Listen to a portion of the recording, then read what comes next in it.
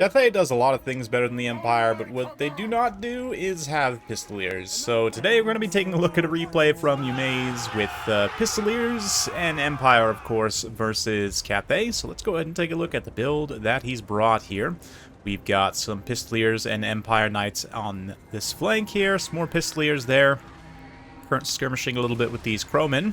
Balthazar Gelt's going to go ahead and engage them in melee, force a little blob, and we'll just quickly watch as these Pistoliers pop off, start to snipe those Crowmen out of the air. We've got another Crowman closing the distance and a Jet Lion there for some harmony. Looks like Jade Lancers and the Jolly Green Giant with some Peasant Long Spears, Jade Warriors, Miao Ying on foot.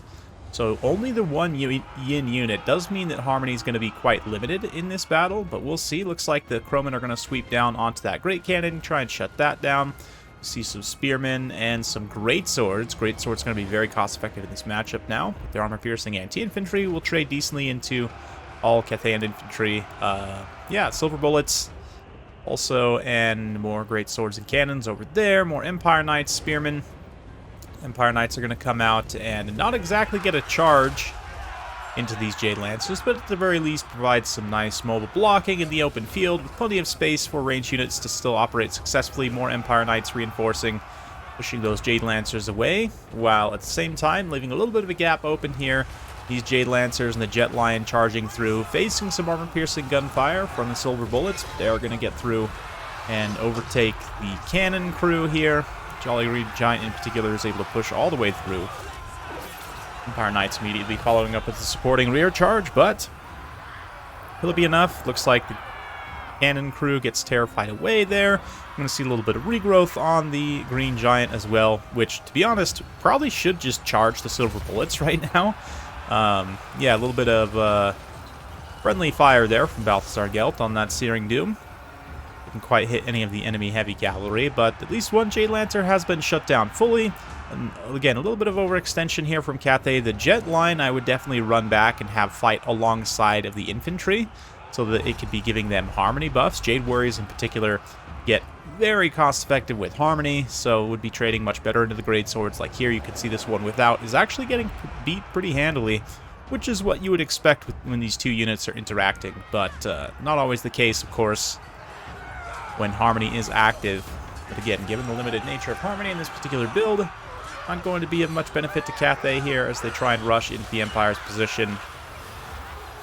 Great swords and cannons and spears trying their best to hold the line. Great swords trading beautifully for the time being.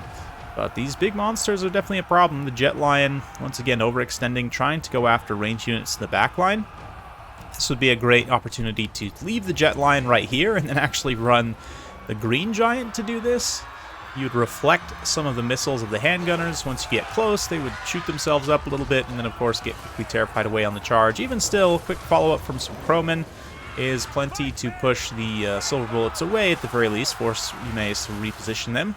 But Pistolier is also on station to provide some overwatch fire and eat the charge of the Jade Lion also, as we see more Empire Knights reinforcing very quickly.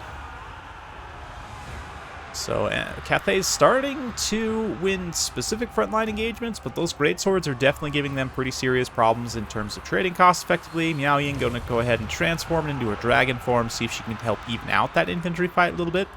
Utilize her armor-piercing damage to great effect.